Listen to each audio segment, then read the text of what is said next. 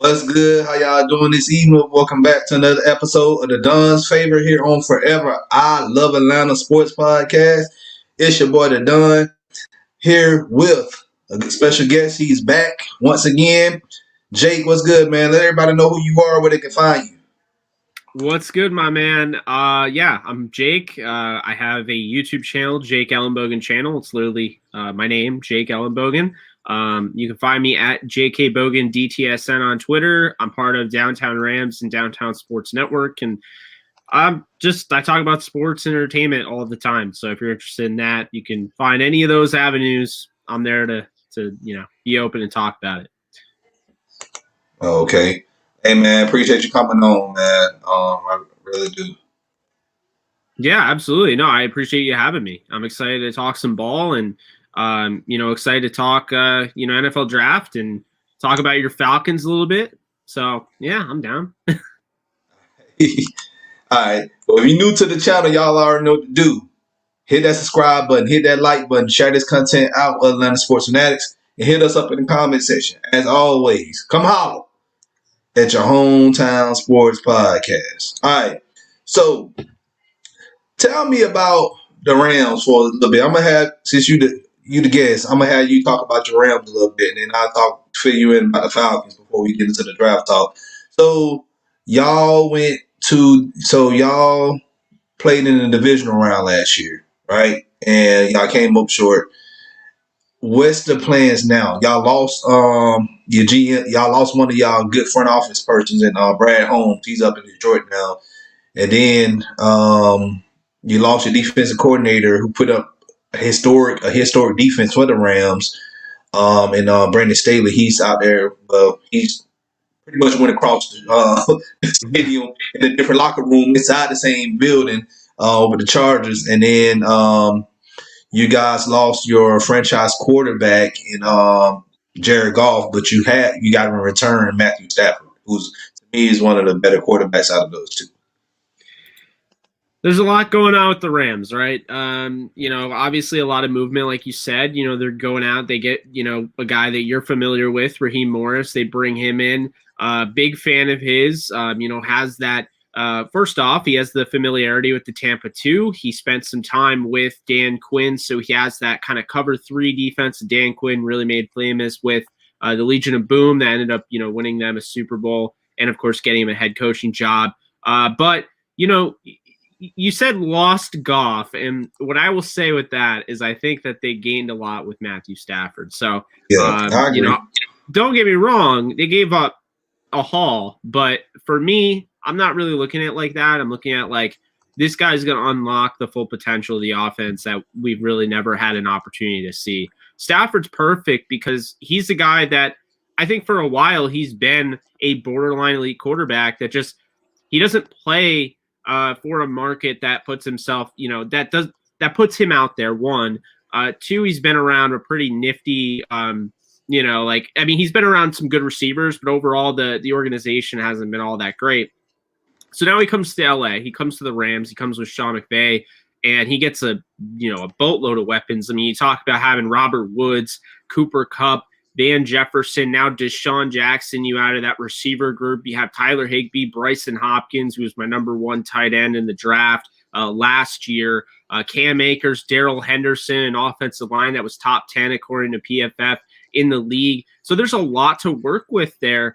And now, in my opinion, Stafford has a chance to ascend into that elite status. And I think if everything goes according to plan, I think he will win the MVP this season. I think things are really looking good for the Rams in that regard. Then you look over at the defense.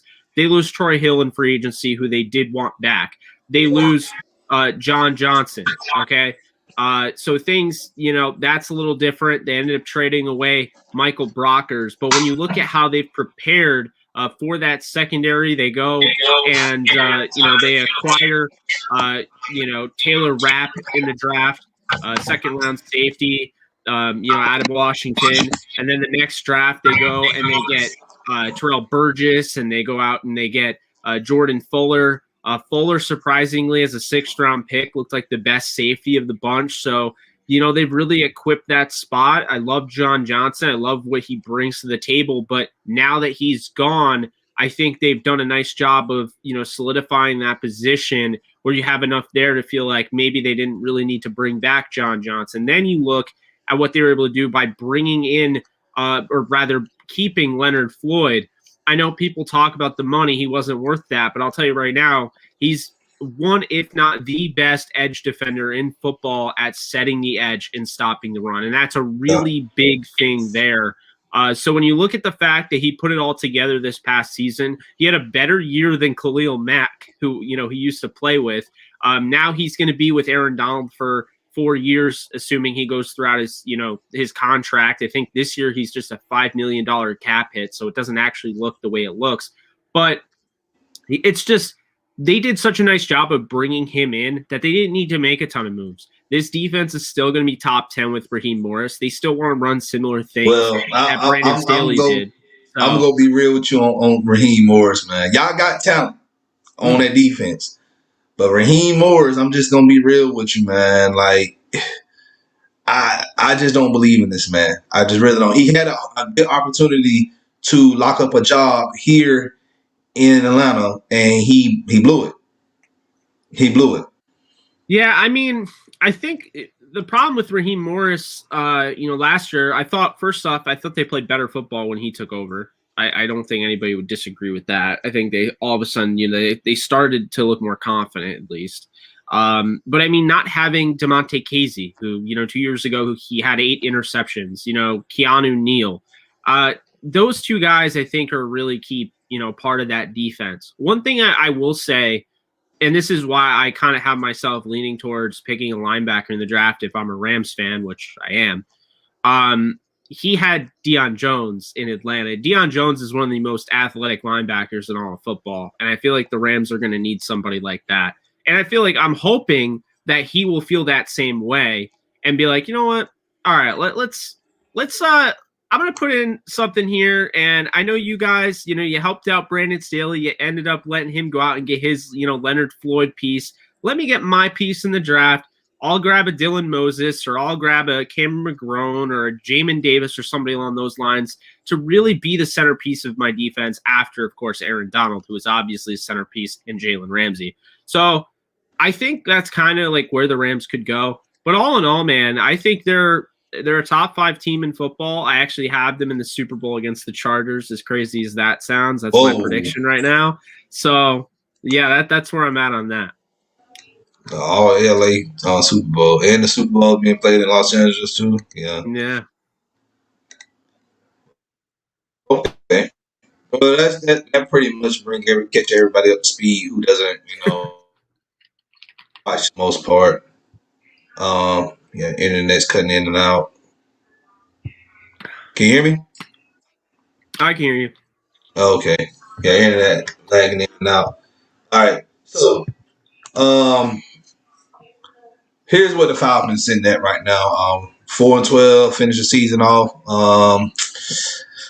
We hired Arthur Smith, who I think was the best hire that we interviewed. We interviewed guys like Eric Bieniemy. We interviewed Todd Bowles, Super Bowl, coach, and we interviewed, who else did we interview? We interviewed what's his guy name from Carolina, the offense coordinator out there.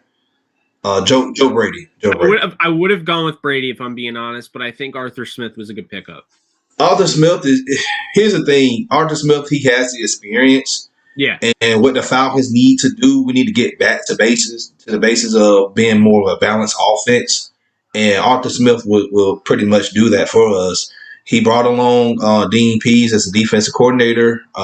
He was in Tennessee for for 2 seasons. He retired, 2020. And we brought him back out. So I think that was a good thing. But everywhere Dean Pease went, he at least gave that team an average at worst defense. And that's what the Falcons have been lacking, a consistent good defense for our, to compensate our, high explosive offense that we've been having ever since we drafted Matt Ryan in 2008.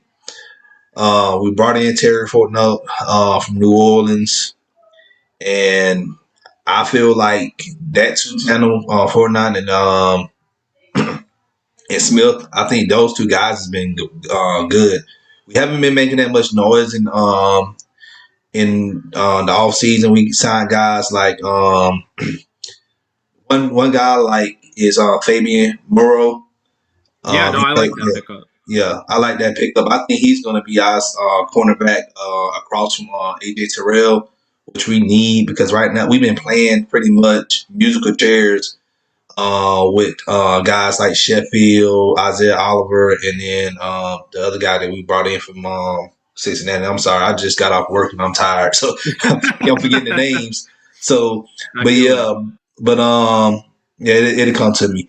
But that's what we really been needing right there is a You were talking solid about Denard. Denard. Yeah, yeah, the Yeah. question Denard. Yeah, Denard. Yeah, so I think Morrow would be a solid cornerback at that second spot on the outside that we really need. Now, here's the problem with the Falcons right now is depth. We don't have any safeties. We don't have a pass rush. We don't we don't have a left guard at all. Literally, we don't have a left guard. We don't have a running. We signed Mike Davis, who I think he can carry the load in some games, but I don't think he's an all down running back for us. So you're still going to need somebody that's going to come in on third downs and, can come in and block and do what they need to do.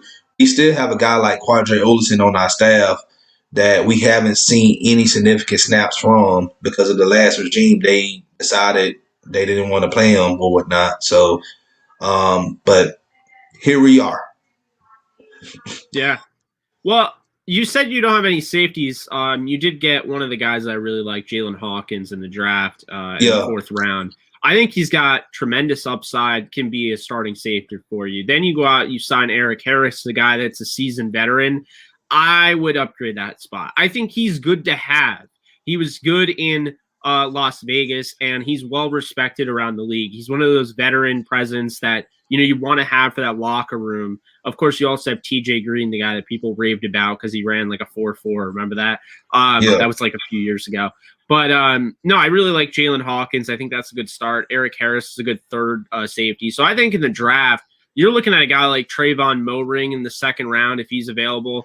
Even on top of the second, I think this is a guy that I think is a fringe 1st-round talent. But let's be honest here, there's no Minka Fitzpatrick. There's no Derwin James type of safety this season. So Moring, I think, is your best bet early in the second. You know what? I'm gonna do a draft prospect on Morin tomorrow on this show tomorrow. So There we're you gonna go. be Trevor Morin, Yep. what he could bring to the team. This is why I said that Hawkins. Yes, I like Hawkins, but if you can get a guy like Morin or you can get a guy like Cisco in the draft or the guy from what school Syracuse. I forgot his name. Melifonwu. Melifonwu, you get one of those guys, I think they, have them compete against Walker in training camp, and whoever comes out the better guy has to be the starter. Because I think Hawkins is one of your starting safeties next year. I do think that. But then I think there's another safety spot. And I think Harris is going to be their third safety. And I think they did that in mind going out and getting a safety in the second. You have Holland, you have Moring. Moring's going to be number 1 safety on my board. Yeah, he's number 1 on my board too. Yeah, he's awesome. But you have him. You have Richie Grant from I want to say UCF. I could be getting that wrong. UCF, yeah, he went to Central Florida. Yeah. Yeah, so UCF, Richie Grant, a guy that I really like, Hamza Nasruddin, freakish, physical freak, like 6'4", crazy length. That's what you need at a safety. I like those taller safeties. See, and Jalen is more, because I've actually spoken with Jalen before. He came on my show before the draft. Very like a high character guy, but he's an athletic guy as well. So he can play. He can be a rangy guy in the secondary. Eric Harris is a guy that can kind of do a little bit of everything. He's not. I don't want to call him the jack of all trades, the master of none, but like you're getting a guy that's just at least solid. And TJ Green was all measurables to me and hasn't really panned out in the NFL. So that's not really a piece I'm looking at and thinking he's going to make an impact. You know what I'm saying? So the fact that they let DeMonte Casey and Keanu Neal go for, quite honestly, a bargain, I thought. I mean, Dallas got an absolute bargain and then moved him to linebacker, which I was not expecting. Didn't they get them both? I think they got them both. But here's the thing with Keanu Neal. We knew they was going to try to move him to linebacker. I don't know why Quinn didn't do it when he was here. Yeah. But he did it while he was a defensive coordinator in Dallas. Like, that's why I'm so glad that these guys are gone. Seriously. But I knew, like, last year before the season ended that KZ, Allen, and Neal was going to be gone. Neal had too many injuries, and I think that was one of the reasons why we just did not. Oh, absolutely. On him. KZ, same thing. We could have. I thought KZ probably was going to be the odd man for us to sign again, and then Rico. They just, you don't have to pay somebody that's a second tier safety average market value money. You're just not going to do that. And then high cap right now looking, we weren't going to pay these guys. So we just had to let them walk. So what do you think about Mike Davis? Because you go out and you sign him. I thought he had a solid year last year.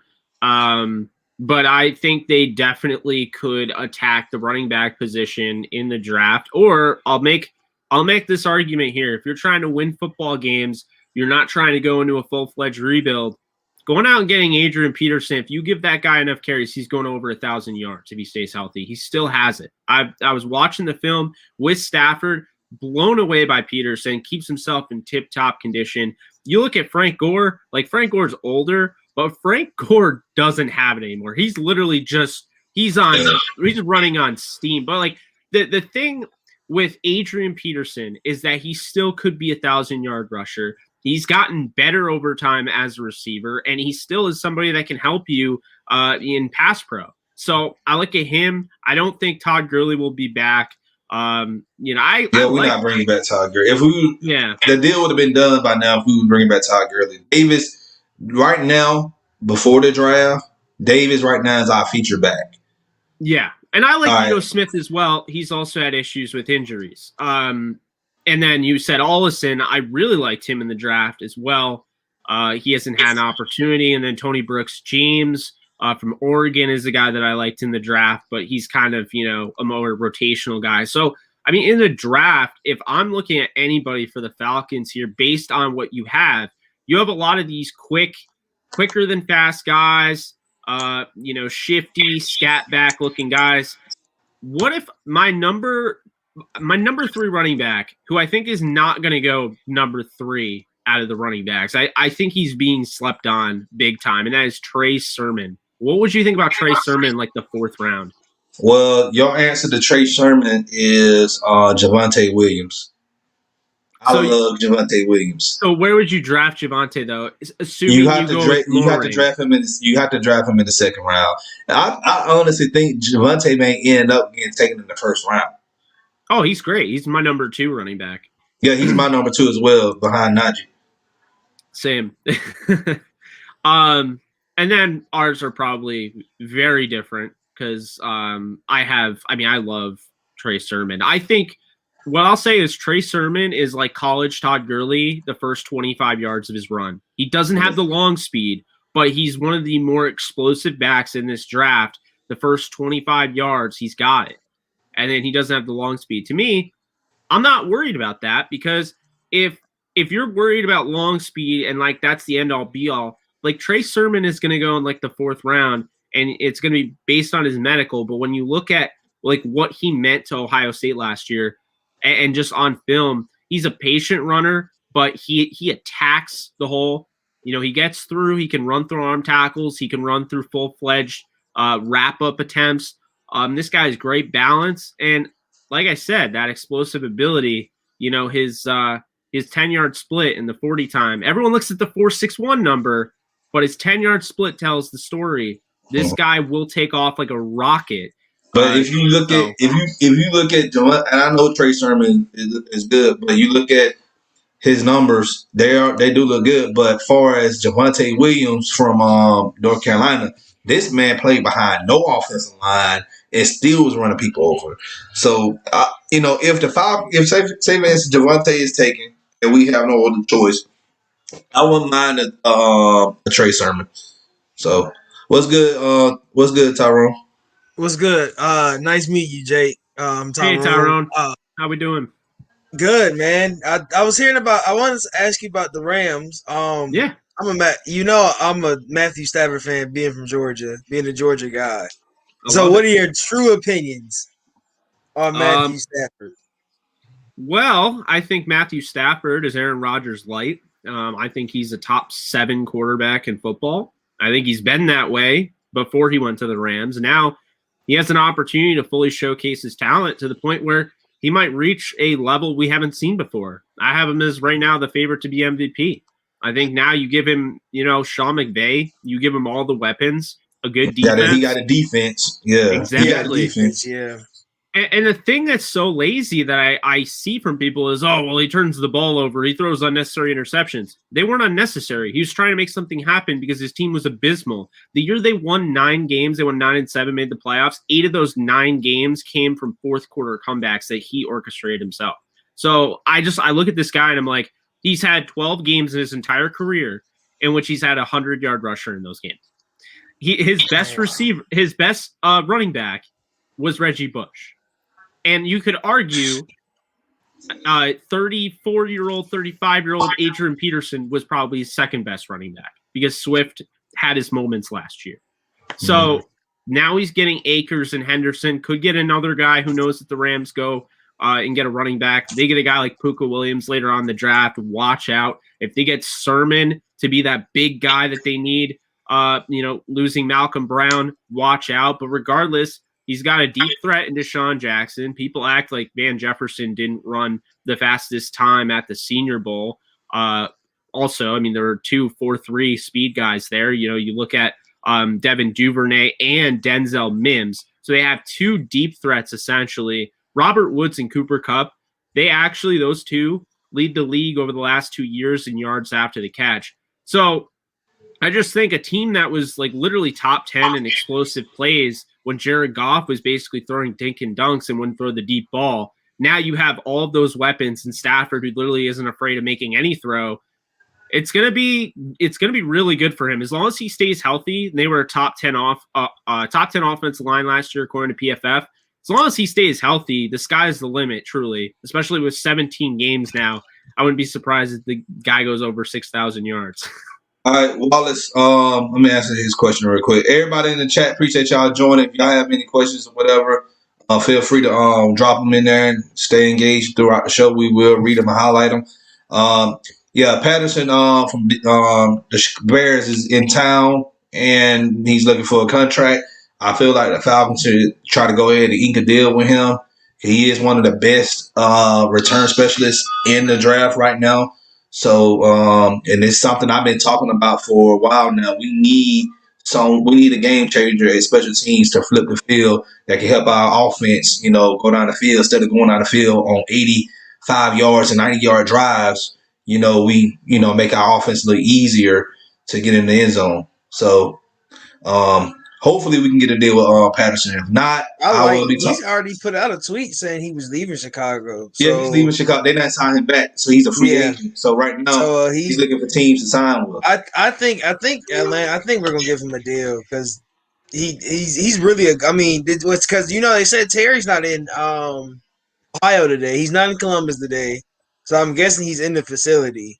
Yeah, they only sent the quarterbacks coach and I think Dave Ragone is there as well. So we're going. The quarterbacks coach and I think a college scout are all there. I don't want Justin Fields. I will say that I'd rather have Trey Lance than Justin Fields. But if we take Justin Fields, it'll be hype. The thing about this city that Don knows if we take Justin Fields, everybody's gonna be hype and happy because he's from Atlanta. And I don't want him. I'd rather take Trey Lance off of just Trey Lance knows he's gonna come here and he knows he's gonna sit on the bench. So that'd be the only things I'd probably want Trey Lance for. But I still don't think we take quarterback at 4, but Cordell Patterson is neat. I think we need him. We haven't had a return since Hester. Since Hester, let's be real. Hester was formidable. He was all right. Yeah. But the last time we had a good specialist was Allen Ross. Oh, yeah, that's a Allen name. Ross. Yes, that's the last time we had a return specialist. We need somebody. Somebody said Weems. Somebody put Weems in there, and I was like, Weems was all right. Like he wasn't. But he wasn't move the needle. He was just a guy. Yeah, Weems scored a touchdown. Yeah. No, Rossum was good from what I remember. Rossum was good. I think Rossum was a Pro Bowler. Yeah. Number 17, I mean, let's be honest here. Devin Hester is the greatest returner ever. But, by the time he got to Atlanta, he was towards the end of his career. He was twilight his career, so. It was fan service. Hey, we got Devin Hester. This is dope. But, it's like when the Rams got Dante Hall. He was way past his prime. Mm-hmm. Steven Jackson, when we got Steven Jackson from the Rams, and it was that didn't make any sense to me, man. I'll be honest with you. I thought Steven Jackson was going to blow up. No. Please, the Rams want to just get rid of this man for nothing. I already knew, man, there was catfish all over it. He gonna come to Atlanta, and he wasn't gonna do nothing. And then on top of that, we didn't even have an offensive line. And then the line before in 2012, it really wasn't good at run blocking. Yeah. So, and they ain't do nothing that offseason to fix it. I remember that. That's what happens when you carry an offense behind. I think he was getting hit behind. He had an average yards per contact of negative. So he was getting hit behind the line of scrimmage more often than not. The Rams by the time you get the ball right here, you got somebody in your face by the time. Yeah. That's why I always say, Marshawn Lynch, everyone calls him beast mode. I'm like, no. Steven Jackson was beast mode. He just didn't play on a team that got a chance to give him that exposure. He only had one playoff run. Yeah. His rookie year. So let's talk about Trey Lance for a little bit. Yeah, absolutely. That's my guy. That right there, that's the focal point of this show. All right. Tell me your analysis on Trey Lance. All right. So he's the best quarterback in the draft. Straight up. In my opinion. I think this guy has unreal potential. I just finished his grade. I gave him an elite grade. I gave all 4 quarterbacks an elite grade. I have him a little bit higher than Justin Fields, who is my QB2, and then Lawrence, and then Wilson. Lance has a unique blend of obviously he has a big arm, can throw with accuracy deep downfield, but he can run. And it's not just he can run and you could use he could change games with his legs. So you're getting a guy essentially that could take over games. You're getting a guy essentially that now changes the way everybody in that division would have to draft. Similar to the way the Rams lucked out because they got Aaron Donald before, the barrage of Kyler Murray. We'll probably see Justin Fields in San Francisco or something like that. And then Russell Wilson. The Rams have planned, and it's been mainly because of Aaron Donald. They've been able to neutralize the mobile quarterback. But that's not the case in your division here. No one's ready for what they would experience with Trey Lance. You have Tom Brady in Tampa, who's a statue, okay? The Saints have Jameis Winston, who he's a little mobile, but not – he's somewhat of a statue, to be honest with you, and Drew Brees doesn't run around. And then – now you'll have Sam Darnold, who's kind of he can run, but he's not Trey Lance. So Trey Lance has the opportunity. I think he could start day one. I know people are trying to say he's raw. Yeah, they're saying he's raw because he played at North Dakota State. Good work there. Great judgment. I never could have guessed that. So look, Carson Wentz came in. I thought he was more NFL ready than Jared Goff. Turns out he was. It does not matter that he played in North Dakota State. Let's not forget North Dakota State is essentially the Alabama of the FCS. Let's not forget the fact that the verbiage that he's dealing with that offense is more complicated than the verbiage that Mac Jones is dealing with at Alabama. Let's not forget the fact that this guy's literally done everything he's been asked to do and has only thrown 1 interception being in college. So this isn't just a guy that's oh, here we go again. They're pumping this guy up and No, Trey Lance is the real deal. He's been my number one quarterback since, I want to say, it's been over a year now. I saw him and I was sold. And it's the way he carries himself. He's a high character guy. Everybody raves about his character, so you don't have to worry about any off the field issues. You don't have to worry about him turning into Johnny Manziel or anything like that. So that's a big thing, because if you're going to move on from the Matt Ryan era, you need to get a guy that's at least going to be like Matt Ryan, if not better. And I think you're getting a guy that ultimately could end up being one of the top quarterbacks in all of football. He's got unreal potential. And the thing about him is that people are going to say, well, you know, his completion percentage or his accuracy. Okay, he's not Mac Jones throwing a 3 top 15 wide receivers in the draft. You know, he's not Justin Fields throwing to Chris Olave, who's going to be the number 1 wide receiver probably taken next season. You know what I mean? So, like, and that's the thing. He didn't play with anybody that's probably going to be in the NFL. Who from North Dakota State are you hearing in the draft at the wide receiver position is going to be like this can't miss like pickup? Nobody. He's throwing to literally nobody, and he's making it work. And he's doing it consistently. You're right about that. And here's the thing I'm going to be right about too, is the competition, the level of competition he's playing at that level, he's not going to be having. If you look at the defense in the NFC South, because you got to think about it. We play Tampa Bay twice a year. We play New Orleans twice a year. We play Carolina twice a year. We've seen this Tampa Bay defense, top 5 defense. They got Shaq Barrett, Vita Vera, and then you got Ndamukong Suh. All right, he ain't seen talent like that. No. So if he get drafted to the Falcons and he see that type of level of competition against him, he gonna like will he fold or will he rise up, like we say, to the occasion and be a good quarterback. Moving on to New Orleans, you have Cameron Jordan. I think one of the best pass rushers in the game right now. Yeah. And then they got other players on their defense as well. And then you got Carolina, who has Brian Burns, who's emerging to be, you know, a good pass rusher in his own right. So the question is, I'm not saying that North Dakota State. I'm not using that as a knock on Trey Lance. No, I wasn't geared at you. I know, but what I'm trying to tell, because everybody keeps thinking that, I'm just against quarterback, and it ain't because I'm just against Trey Lance because he played at North Dakota State. That's not it. All right. The reason why I'm against Trey Lance is because he's raw. We know he's raw. All right, but the staff that we have here in Atlanta, who is here that's gonna teach him how to be the quarterback in our system? Well, that's the thing with Arthur Smith. Arthur Smith is not a quarterback specialist though. He's what's the name then? That's on or is it Regano? Is that our OC? Regone, and you got TJ Yates. That's Regone. That's on Regone and Phil. I mean, if anything, Yates is a quarterback. His brothers are quarterback. So if anything, the only person, Yates, I can hold merit to because he did help with Deshaun Watson down there in Houston. Regone, I don't. Regone was more of a scheme of game planning type of person. He was not there to groom Mitch Trubisky in Chicago. Well, I will say. Oh, sorry. Go ahead. You go.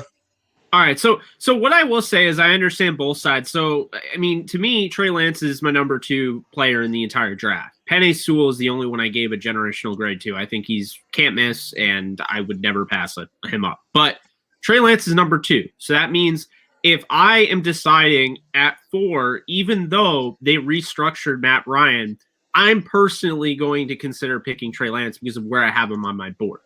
But Matt Ryan was restructured, and you and I were talking about that off air. Because he was restructured, you're kicking the can down the road a little bit. You're making it harder to get rid of him. So it's not a simple, we'll just trade him. No, you'll eat a lot of dead money. You can't just trade him. So essentially, you're either going to waste a big contract of Matt Ryan by playing Trey Lance tomorrow, or you're going to waste Trey Lance's rookie year behind Matt Ryan. And I'm not saying you're necessarily wasting, but here's the thing. This is a very important thing here. when you use Trey Lance and you have him sit behind Matt Ryan, you could call it sitting behind. You could bring up the Aaron Rodgers thing with sitting behind Brett Favre, or you can bring up Jordan Love. But let's hold on a second. When the Packers drafted Jordan Love, what did they do? They relinquished a first-round pick they could have spent on another player to contribute to that team that year. But let me tell you this. The Packers and the Falcons, hold on. Let me handle this. Let me hold the weight on this, all right? The Packers was a playoff team. And everybody keeps saying the same thing about, the Chiefs did this with Pat Mahomes. The Chiefs, when they drafted Pat Mahomes, was a 12-4 team. They could afford to do that. They had the cap space, and it was a more complete team than the Atlanta Falcons. We are a 4-12 team that has a lot of holes and has been historically bad on defense. I hear you. I get both sides. That's the thing. It's like, I don't think you're wrong to not want Trey Lance because of the fact that you restructured Matt Ryan's deal. But I also don't think you're wrong to want Trey Lance if you're like me and think that he's, the best quarterback in this draft and think that he could be better. Like, I think the way I have Trey Lance projected, he will be 100% better than Matt Ryan if he reaches that full potential. And that's kind of how I'm looking at it, because I feel like Matt Ryan is still a capable quarterback. It's not a knock on him. But when I look at what Trey Lance could be, and this is exactly the type of quarterback you need in this league. This league has now 4.5 40 edge players. Okay, Brian Burns ran like a 4.5. He's coming off the edge, blazing fast, and the best way to combat not having a good offensive line, not having protection, is having not only a mobile quarterback, but a fast quarterback.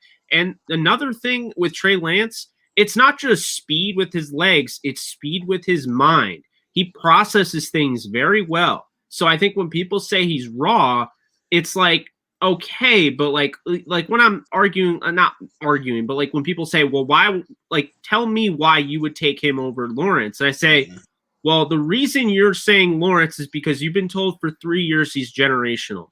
What about him is generational that you haven't seen in generations? Because I can tell you he is not Andrew Luck. And I can tell you this, he has top-notch talent around him. ETN, Rodgers, I mean, all sorts of guys, okay? That offensive line, the defense, Clemson's been a powerhouse. If you put Trey Lance in that situation, could he not emulate what Trevor Lawrence did? Yeah, he can. But let me tell you this. I'll tell you this. All these 4 quarterbacks that everybody hyping up are not generational talent. No, that I don't have one generational. I'm here to tell people. I know I'm not telling you. I'm not saying you. I'm just telling everybody. Everybody keeps saying, well, this generational talent. I've been seeing Justin Fields as generational talent. Why? He's not. If you think of look at. So you said this list he put Lawrence. I played Trevor Lawrence in high school. Trevor Lawrence was all Trevor. This is Trevor Lawrence. He's had a stacked team. He's had D1 athletes since high school. Well, he was I played him. I was a freshman. It was his sophomore year. He literally had a tight end that went to Alabama. His wide receivers were going D1. His O-line was going D1. He came into like the most perfect school in Cartersville. Well, if anybody that's from Cartersville knows that team won the championship when he left. Yeah. That team has been stacked for years. Their backup quarterback had offers when he was behind Trevor Lawrence because he had offers from 8th grade. That team literally stays stacked. It's only like one high school or 2 high schools up there. They're literally it's a stacked city. He's always had a stacked roster. And now you can't put Wilson and Lance. Wilson and Lance are at the same level because look at competition. If you're gonna say competition, you're gonna have to put Lance and Wilson at the same level. There's no difference. I mean, that's Wilson's exactly right. Maybe he's a D1 athlete. You can say he's D1. He played at BYU. But by default, in the exposure, Lawrence is going to go number 1 regardless.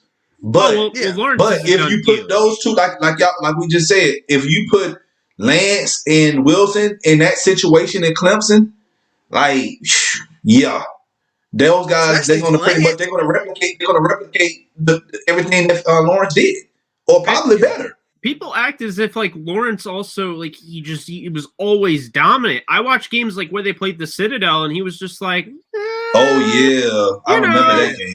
Like, I mean, come on. If this is a generational talent, I want to see Andrew Luck level play, and I don't see that. I think he's still my QB3, so it's not like I'm dogging on the guy. I think he's obviously like a top 5 player in this draft.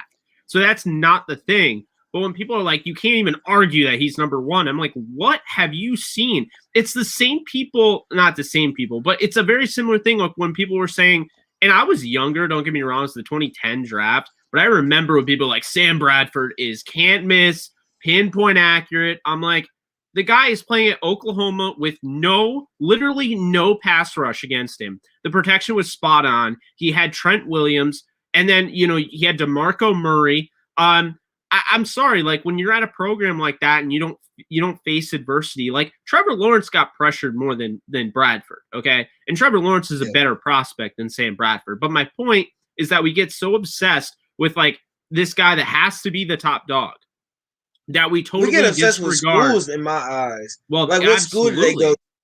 Because Clemson, mind you, we go back. Clemson, even DeAndre Hopkins was at Clemson. They were not a powerhouse. When Vic Beasley was at Clemson, they were not a powerhouse. This team got good. When they got Deshaun Watson, it's kind of sort of when they changed. They changed into the team where like, oh, Clemson's gonna be good. Remember, Georgia was beating Clemson we beat Clemson 2 years back to back, and that's when they had DeAndre Hopkins, and we whipped them twice. It was just like, okay, they're still not good enough, and now they got to a point where they won the national championship. Everybody, they should be in the SEC. You can't look who they had, man. They had Dexter Lawrence, you had Christian Wilkins, you had Cleveland Farrell. Like you had a defensive line like that. Of course you gonna win that. Of course you gonna trip over a national championship. Yeah, like the thing is, like you've had a team. They've had a stacked team, and when Deshaun Watson was there, they had a stacked team.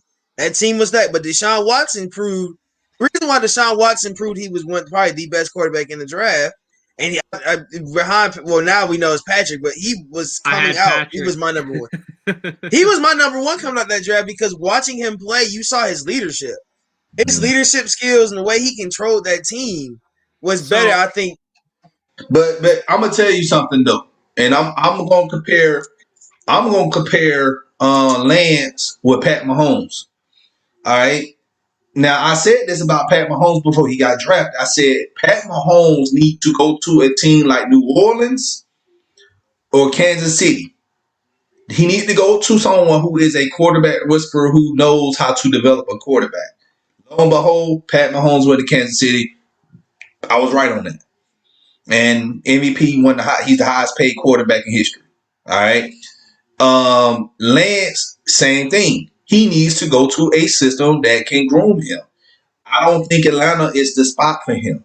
I don't think Arthur Smith maybe TJ Yates, I may be wrong on. The verdict may be out soon on TJ Yates. Can he develop another quarterback? I give him credit on Deshaun Watson. I give him credit on that. But a guy like Trey Lance, I don't know. I just don't know. Like I would love to see Lance go to a team like I say like Washington. You got Scott Turner, who's a young up and coming offensive minded coordinator there. I think he'd be well there.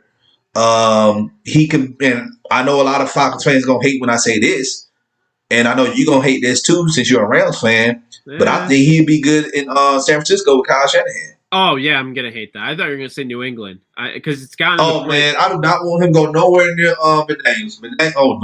Oh no. I gotta say, if Atlanta doesn't pull the trigger on Trey Lance, I hope New England trades up and gets him because I'm so okay. Can I just say this? I'm so tired of hearing how Brady didn't need Belichick. So I'm ready. I'm ready for the Belichick comeback this season to show everyone that he isn't just gone because Brady's gone. And I'd love to see them go out and get Trey Lance. I still think he has a chance with Cam. I know people are trying to write off Cam. I don't know about that, man. I think Cam is done. That offense for him is too. I think it's too complex for him. Well, he's truly just a running back at this point in his career. He's got no arm strength. I mean, 8 touchdowns, 10 interceptions. I just they pulled him, but remember he had COVID last year. That's so true. He didn't play for 3-4 weeks, and he talked about that's what me and King. I talked to Don about it. He talked about how he didn't like that, like that they move. The New England way is they gonna keep moving without you, and so Yeah. basically he played 3-4 weeks. He missed 3-4 weeks with COVID, and they were calling plays that he didn't know, and he just got thrown into an offense that he didn't know. So he was like calling plays, and they didn't know what they were calling. So that's why I say you give Cam a year. Just give Cam the rest of this year, and I think he'll do something. I This hope. will be his prove year, though. I guess Yeah, the this is problem I proven year. have is like if he does something that's great, but I think this team, you look on paper at what they have, they go out and they get Aguilar and they go out and they get Bourne, who I like both signings, to be honest with you. Jonnu Smith, Hunter Henry, Matt Judon. They already have guys like, Chase Winovich. They grabbed Josh Uche. You have the guys coming back from the COVID opt-out list.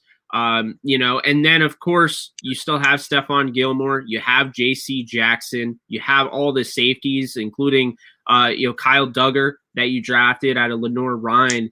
I look at this Patriots team and I'm like, your entire offensive line is pretty much back. You brought Trent Brown back. You were somehow able to get Andrews and Karras as your sixth man.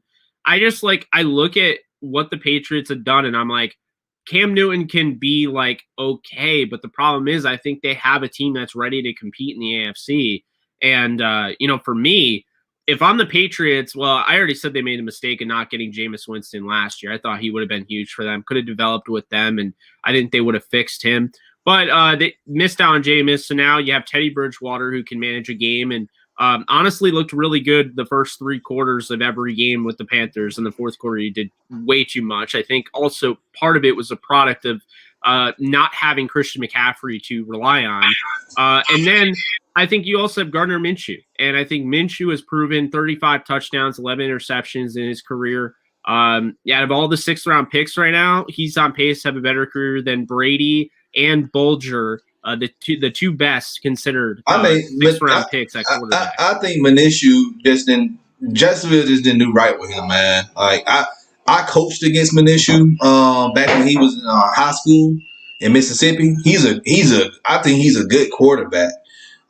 He just, like every quarterback needs, a protection up front, and they need a run game. And I think Jacksonville just didn't have that. Well, you traded Leonard Fournette. You got rid of Leonard Fournette, and you left this man with nothing last year.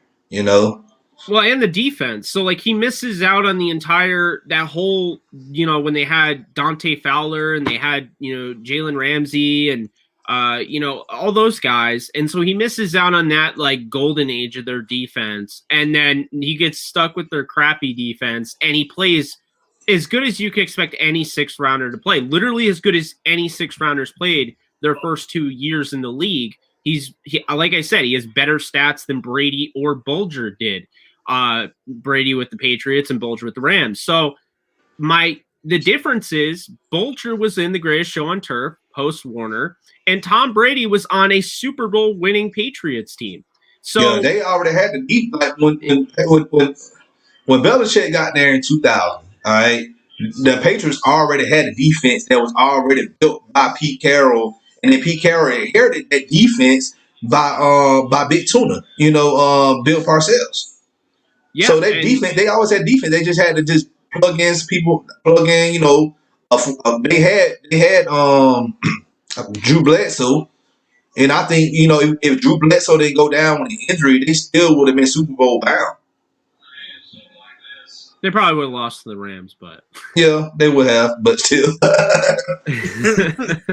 we can only dream. No, I'm just kidding, but no, I think Minshew or I think Bridgewater might be the best option for them if they don't go via the draft. But I'd love to see either Fields or Lance in New England because I want to see Belichick get his guy because I'm so tired of hearing how Brady made him and I don't think necessarily Belichick made Brady, but I think those two kind of were one and the same in the sense that they helped each other. I hate this idea that one made the other. I think it's ludicrous. Let me ask Jay.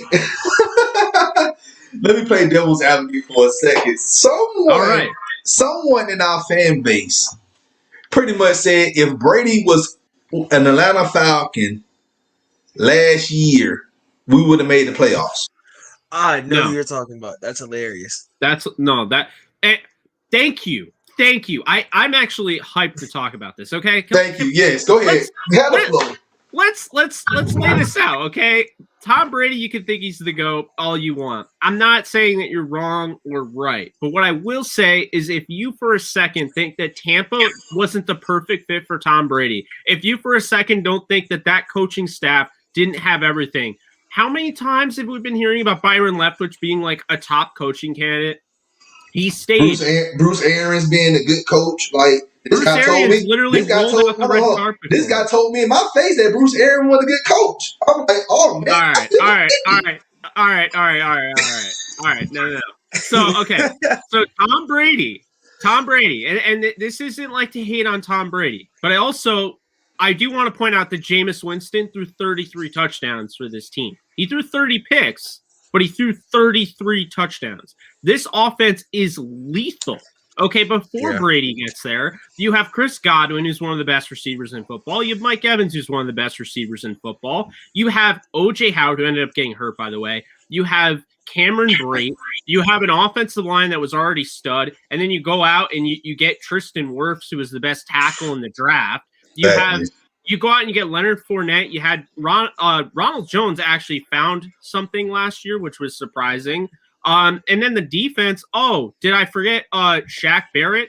I don't know. Ndamukong Suh. Top 5 already in 2019. So then you look at the secondary, and they go and they pick up my top safety in the draft, and Antoine Winfield Jr. So you have that. You have Carlton Davis. You have Jamel Dean. You have Devin White. You have, Levante David. You have name a backup. You start naming second stringers that came out that made an impact on the field. Vita Vea. So you have Vita Vea. What's his name? The finger. Who's missing his fingers? That was on Pierre Paul. So you have all these guys. Yeah.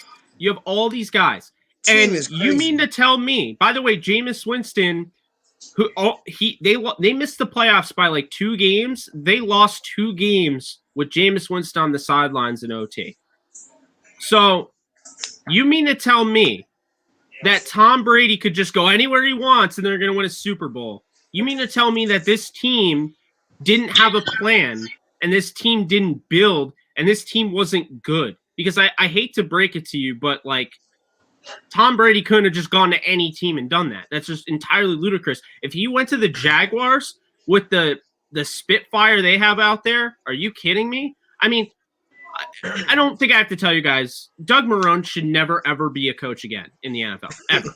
Ever. He destroyed that team from, he absolutely ripped in half a team that in 2017 was a few plays away, you could argue a controversial call away from making the Super Bowl. So he ruined that team. And no, if Tom Brady went to the Jaguars, he wasn't winning a Super Bowl. I don't even think they made the playoffs. They were horrendous. You go over... you want to say the 49ers with all those injuries, they win the Super Bowl with that team? Maybe they make the playoffs. They don't win the Super Bowl. They had a laundry list of injury. They had a 4-page, I've never even seen it before, guys, literally a 4-page injury report. You want to tell me the Jets with Adam Gase, they would have won a Super Bowl? That's what you're saying to me if you're saying that he could have gone to the Falcons and just won a Super Bowl, because you're just saying, oh, it's Tom Brady. He can go anywhere he wants and win. Tom Brady's great. That's not up for debate. But this idea that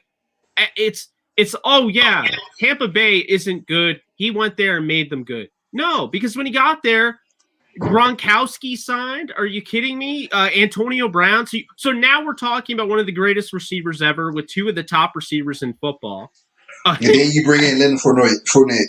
And Leonard Fournette. He just brought in a super team.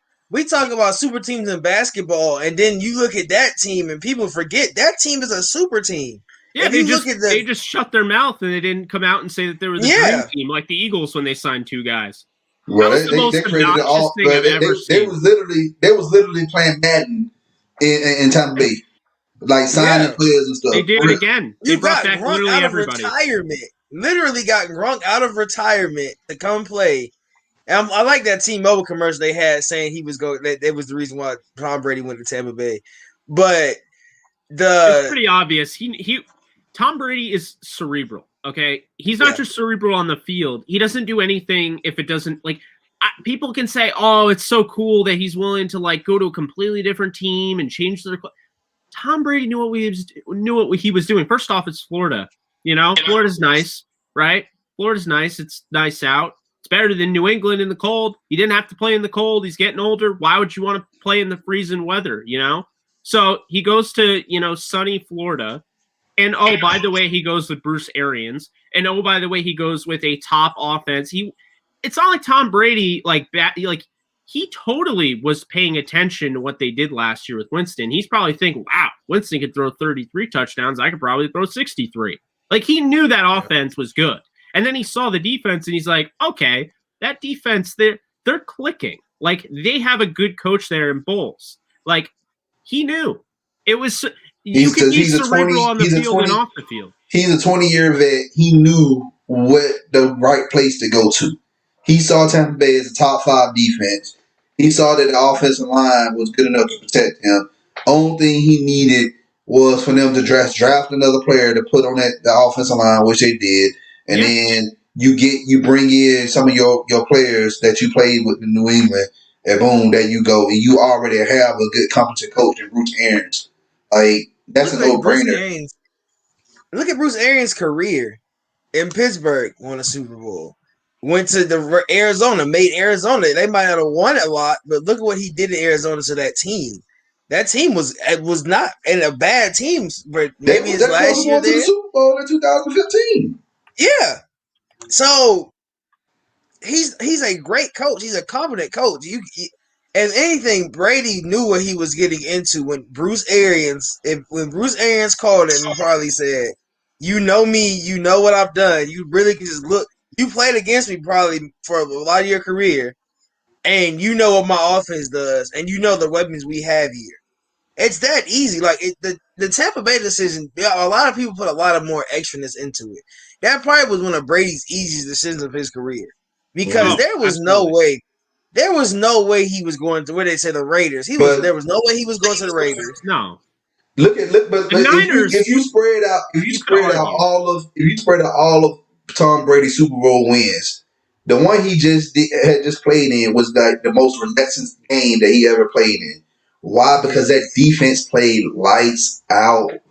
Well, actually, you could say arguably the last two. So the one he did just now against the Chiefs, and then the one against the Rams. That was still a nail biter because it only scored 13 points. No, I know. Like if the Rams would have scored 1 touchdown in that game, it would have been a nail biter. But the defense, what he's saying, I see what you're saying. I love that. That was like one of my best Super Bowls I watched in a while. I love that Rams and Patriots Super Bowl.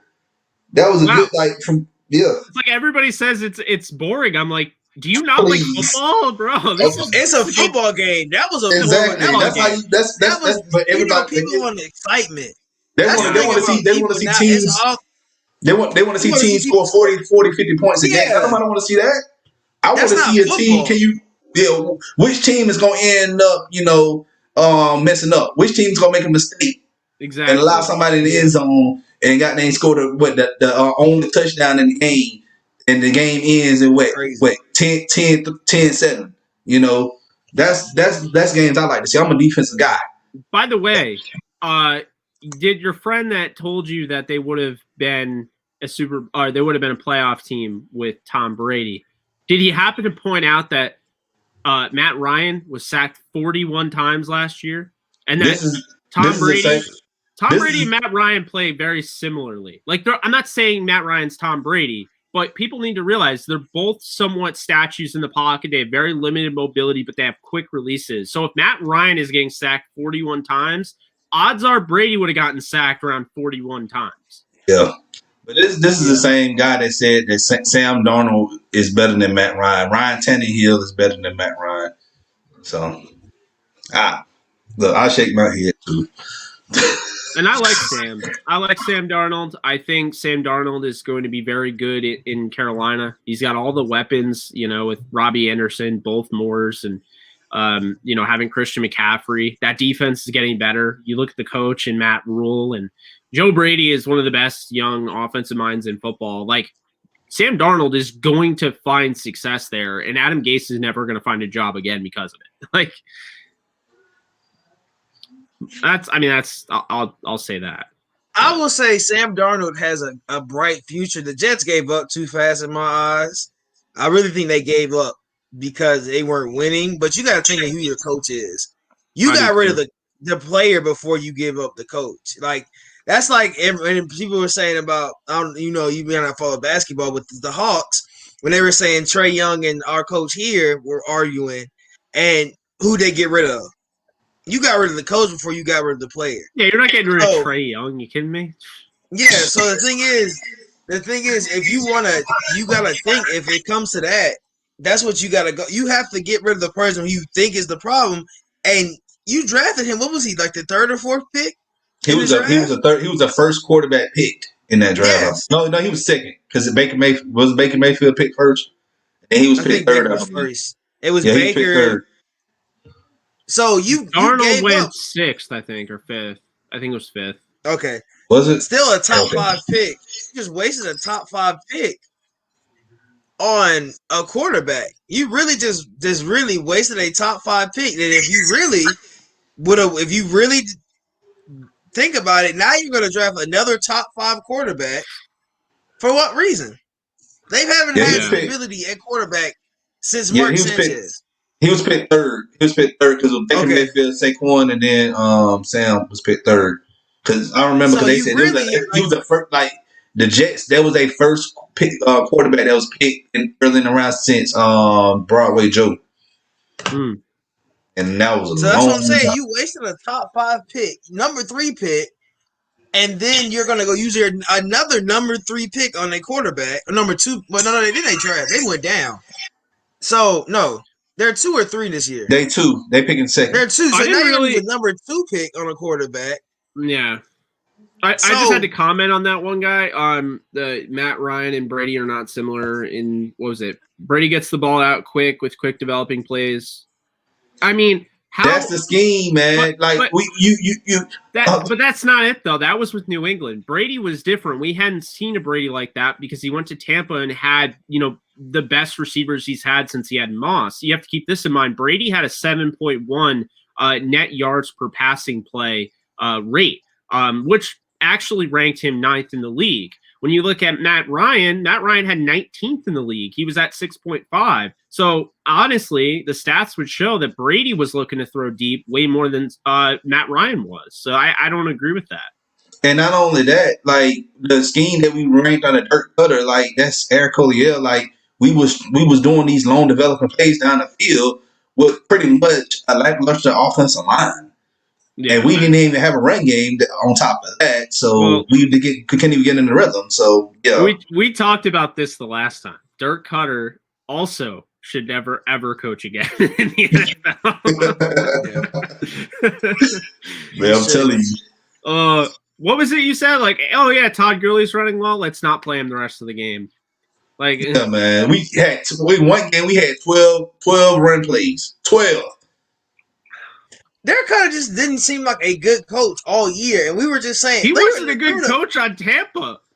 He wasn't a good coach, period, man. This man, I've said this since 2012. Even though we went to the NFC Championship game that year, Dirk Cutter was not the right guy for our offense. Dirk Cutter is the right guy for any offense. I've said this. This man has never been that good. No, he hasn't. I mean, think about this, guys. Dirk Cutter gets to Tampa, and immediately everyone forgot about all of the progress that Raheem Morris made in Tampa. That Lovie Smith. Yeah, Lovie Smith. Yeah. I mean, think about this. Raheem Morris, by the way, like his first year, or actually, I believe his first and second year, they had a winning record. And then the third year, they fired him. And I mean, like, I look at it like he was like the first guy, and I forget however many years, as a rookie coach to win 10 games. And that team, I think, had they're the first team in like NFL history dating back to like the 60s to win 10 games. No, they're the first team in NFL history to start an entire rookie cast. So all their starters were rookies, and they won 10 games with Raheem Morris. And then they started to fall off a little bit, and they got rid of him. And then you had, of course, Lovie Smith, and then Dirk Cutter, who just, you had Greg Schiano before Lovie Smith. Okay, yeah, and Greg Schiano wasn't it. Greg Schiano's better than Dirk Cutter, but I mean, that's also like saying, Tom Brady is better at playing the quarterback position than TJ Yates was. Like, it's not saying a lot. About the guy that said, looking at my times, he was sacked 47 times that year. He threw 30 and 33 and still got sacked 47 times. Yeah. So, and that's not even counting the amount of hits he took after he got the ball. After the play. So, oh no, Derek Cutter's offense has never been. It's always you can't. So the thing is with Matt is that Matt was doing play action boots and had to let the play develop. Only time we had great plays if we used what's his name, Redhead, the tight end. If we were throwing it to him and he was on like going to them roll out street routes down the field, those were our biggest touchdowns all year. There was the deepest one I think was did Julio go for one or it was like on versus Denver when he threw that deep ball versus Denver. There's never was a time where Matt, he didn't run the ball. He was throwing it almost every play. Every play you were just like, okay, it's another pass play. And we were either he'd be under center. Mind you, Matt is I feel like he's a better pocket passer and shotgun because he has he's able to move. He's played shotgun. He played shotgun in Boston. But he also is good at throwing on the run too. Yes, if you put him on the run, he can throw it. So it's just a difference, man. I don't know. It was just like, what are we doing? It just that whole offense last year was just like what. And every game, it was just a questionable play every time. You're like, what are we doing? It was every play. Let me tell you something. The play call, it was like from game to game, it was carbon copy. I'm like, we saw this. This is the same script from last week. I've been there, done that with Jeff Fisher. Jeez. Oh my goodness! Why you bring up that, man? Oh my God! Hey, at least no one can go 7-9 anymore. Oh man!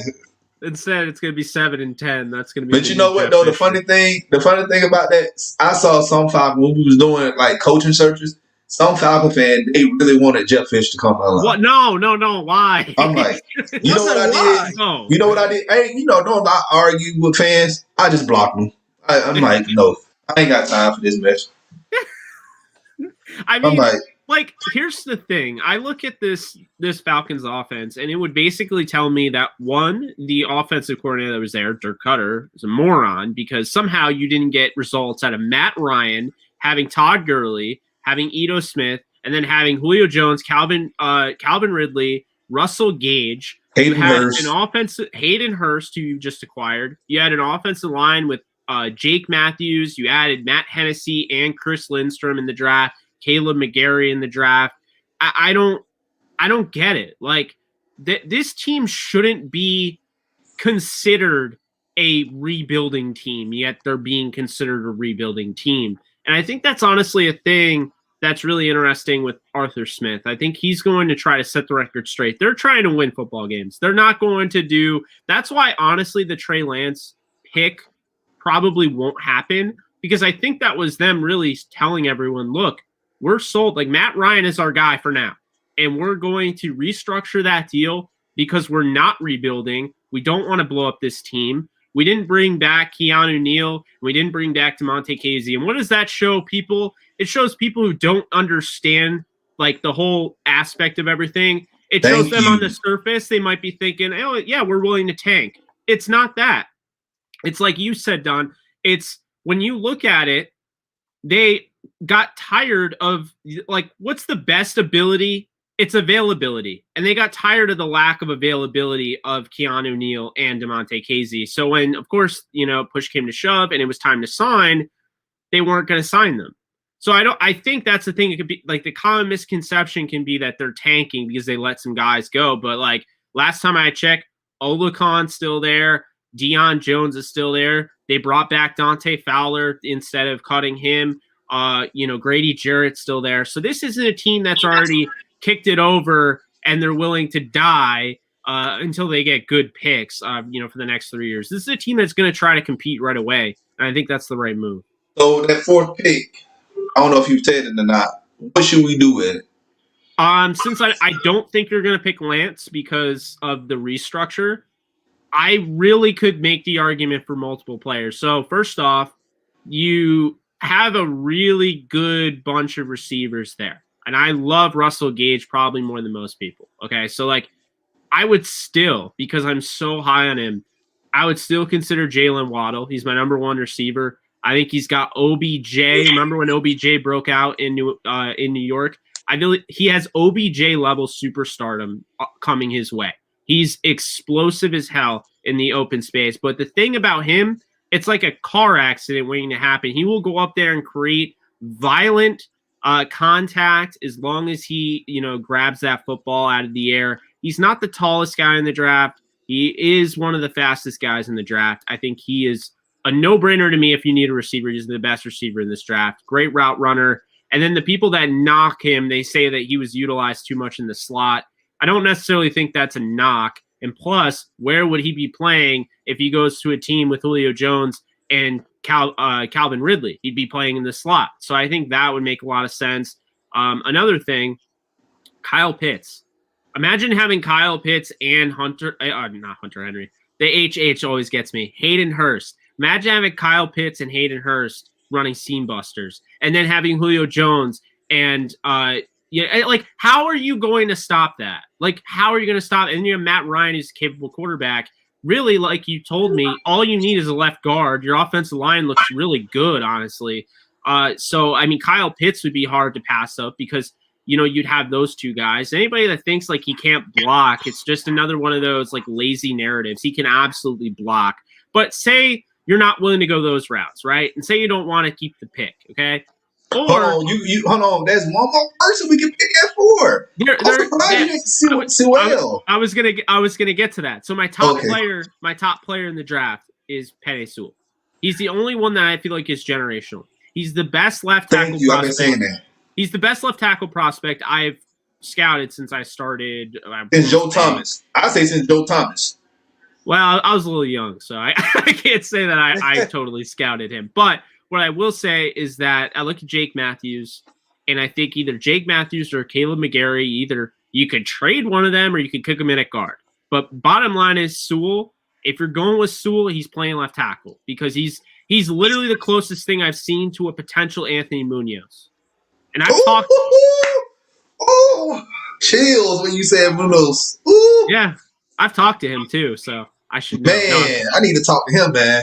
Yeah, no, he's great, man. He called me up at the Super Bowl, because basically Super Bowl media day, his people were trying to get in contact with me because they thought I was there. I was like, no, I'm actually at my not horrible, but I was like, I'm actually at my full-time job. That's not that, because I was at the Senior Bowl, so they thought I went to the Super Bowl.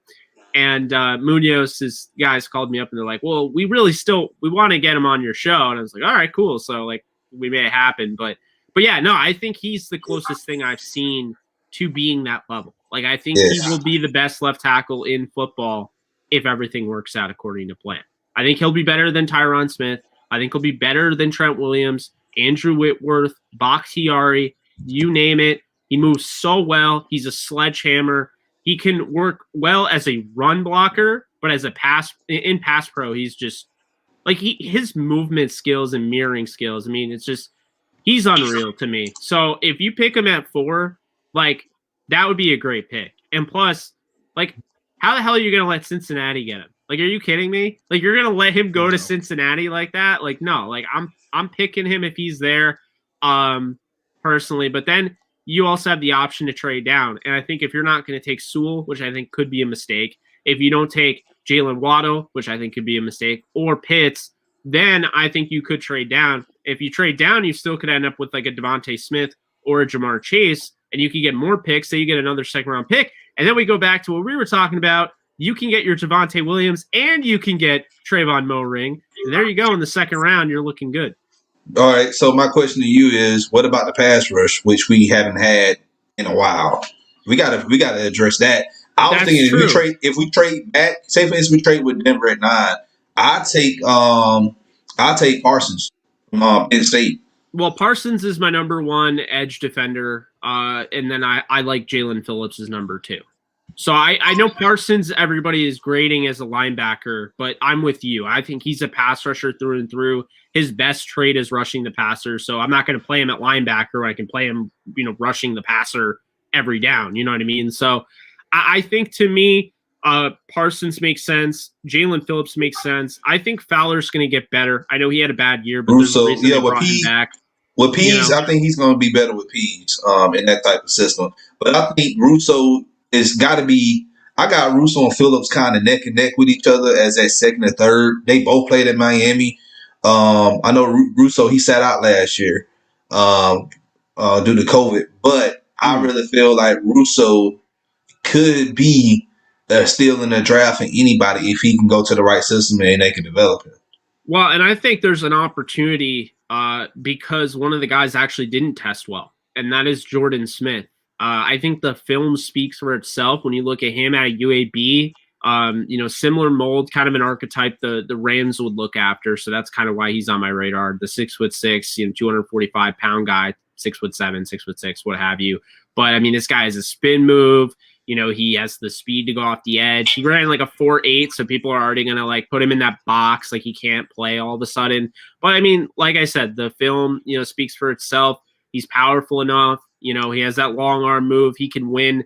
One-on-one, he can split double teams. I'm thinking if you're looking for a guy that could fall because of his poor testing, it could be him. And if he falls to the 3rd round and the 4th round, he's a damn good bargain. And let me tell you right now, UAB is churning out very, very good talent that people are sleeping on, and they're showing up, and they're all of a sudden they're getting these contracts, or they're making big time plays in big time situations like a Darius Williams, and people are like, where did he come from? It's because the UAB program was revived, and people forget that UAB means Alabama Birmingham, so there's still Alabama level talent. Yep. They just can't get into Auburn. They can get into Auburn and Bama, so they go there.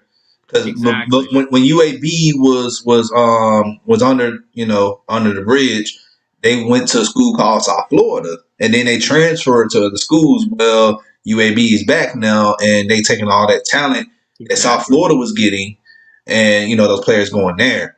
But another pass rusher that a lot of people should be familiar with is Zaven Collins from Tulsa. I like him in the 2nd round. I don't think he'll be there. I think he's gonna probably end up. He may end up going late first. I just hope he goes in the 20s. I just hope he don't go to Tampa Bay. Tampa Bay gonna load up on pass rushers. Oh man, that'd be horrible. I think I think if we trade down, I think everybody's been saying Denver, or now we seeing Matt Nagy was at Justin Fields' thing today. Chicago. So Chicago might come up and be trying to trade with us. If anything, what's picking Chicago? 15? Aren't they in like they're in the 20s? They was a playoff team, so they picking I think 24th or something like that. But you also got Washington, and you got New England who's trying to trade too. And then there's rumors out there that the Giants is trying to trade, but they're not trading for a quarterback. The Giants want Kyle Pitts. A lot of people are trying to get Kyle Pitts. So, and guess what? Pitts is not making it past Miami. Oh, I don't think he does. I don't think he gets past Miami. But I think for us, if we do trade down, it's gonna either be like we said, Michael Parsons, or it's gonna be like a corner. It's gonna be a corner. Well, I do think Samuels, from Florida State, Asante Jr. I think if he's available in that 2nd round, he's a really good player. His film really pops out. I might think we go for him 2nd round. If we want a cornerback to be beside AJ Terrell, I think we go for him 2nd round. That's what I think happens. All right. And another we're gonna end this off right here, Jake. Go to 3rd because we talked about Collins. We talked about Javonte Williams, Samuel. 3rd round, the Falcons got to sort that one tech nose tackle position. The Mm. only guy I've been talking about is Tyler Shevin for LSU. That's a good one. This draft obviously isn't the best with defensive tackles like we've seen in the past. We've had opportunities to see, of course, drafts that have had, the likes of a DeForest Buckner or, an Aaron Donald or a Vita Vea. It's not quite that draft, but I will say that the one guy from Washington I think is a good option as well. I totally forget Levi. I always forget his name. But I'm not as into the defensive line this year. I mean, I think guys that really stand out to me, I like Darius Stills from West Virginia. Shelvin is definitely a really good player, so I think that's a good option there. We just need somebody that's not going to. I need somebody that's not going to show up on the stat sheet. That's going to eat up blocks and allow a guy like Grady Jarrett to just get one-on-ones and get in that backfield and just cause all types of disruption. That's what we need. We need a guy we need a guy that's going to eat up blocks. So that sounds to me like you need a guy like you mentioned, Tyler Shelvin. Tyler Shelvin, McNeil from North Carolina, Tonga for BYU. Thank you, Atlanta Nation. It's one of those guys right there, man. Especially in the DP system, you need a big guy there because everywhere he had a big guy up the middle. Yeah, no, I got to do more work on the one techs because the Rams have multiple. They have Sebastian Joseph Day, they have Ashawn Robinson, they have Greg Gaines. I'm like, geez, I don't remember having this many capable nose tackles. So I haven't really been following, but I've been looking at the interior defensive line. Of course, I'm interested in Jalen Twyman out of Pitt. I really do like Darius Stills though, as somebody that can maybe replace Brockers at least in that rotation because they let him go. They had to because they had to free up the cap. After that though, I mean, I'd probably say the Levi was I don't even know how to say his name. He's one of the best defensive linemen, and then Christian Barmore out of Bama is another guy that I really like. Okay. All right. Well, hey, I appreciate you so much, man. Hey, we're going to be in touch more. Hopefully, we'll link up again after the draft. Yeah, man. Always down. I appreciate you having me. No problem. One more again, let everybody know who you are and where they can find you. Yeah, my name's Jake Ellenbogen. You can find me at JKBogen DTSN on Twitter. I do follow back there, so feel free to give me a follow. If you guys like talking football, really sports or entertainment, like MCU, stuff like that, I have a YouTube channel that covers all of that. It's literally just my name, Jake Ellenbogen. And, you guys are mainly Falcons fans, so I'm not going to tell you to go follow Downtown Rams. But if you're interested, we have great Rams content. I like watching all the teams. Like I support anybody, so it's good to keep up with all 32 teams because sometimes you just get tired of just watching your own stuff, and I'd rather watch other teams, like see what they got going. So it also keeps me updated, the transactions y'all have, the injury reports and all that stuff. So yeah, we'll sub to you. Well, I appreciate that. No problem. Thank you. Absolutely. Thanks for having me, guys.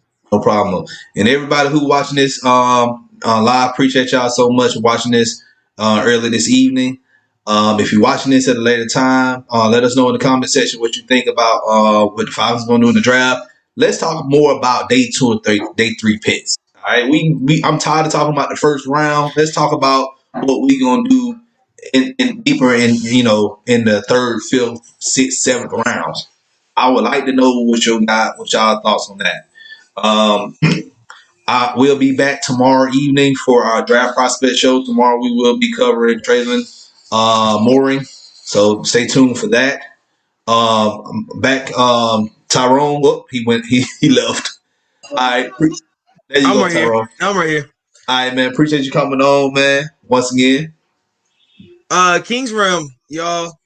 Tomorrow night versus the Bucks. We will be on. Important game. We're going for the 3 seed at this point. We need it. Man, we need it.